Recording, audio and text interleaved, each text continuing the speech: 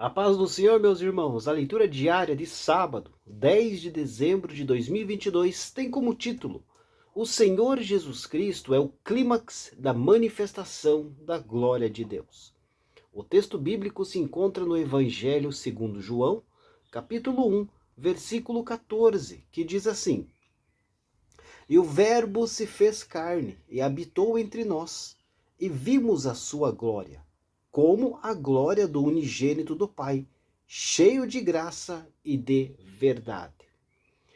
Queridos, é interessante notar aí a progressão no texto de João, né?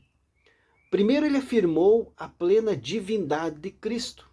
No princípio era o Verbo, e o Verbo estava com Deus, e o Verbo era Deus. E depois ele afirmou a plena humanidade de Cristo. E o Verbo se fez carne e habitou entre nós.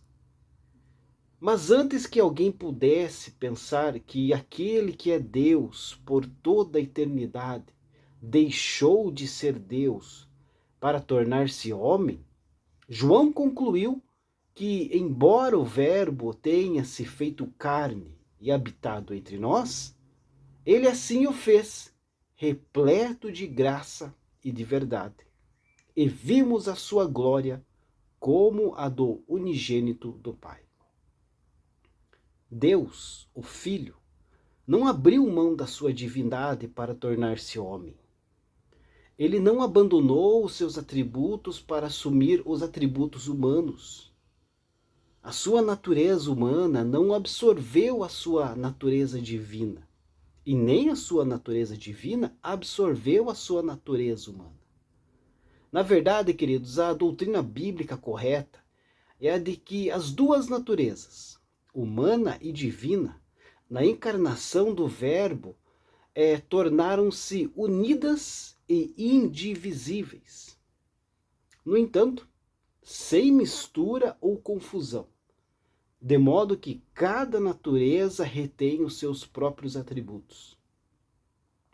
Então, no Verbo encarnado, mesmo durante o seu período de humilhação, o brilho da graça, da majestade e da verdade divina podia ser contemplado através das suas obras e palavras.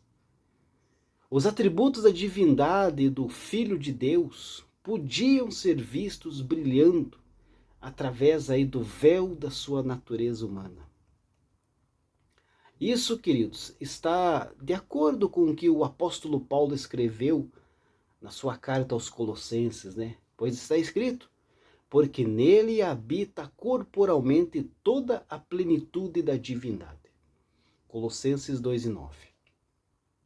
Quando o Verbo se fez carne, ele colocou de lado aí algumas das suas prerrogativas como Deus, mas jamais deixou de ser o resplendor da glória de Deus e a expressão exata do seu ser, sustentando todas as coisas pela palavra do seu poder.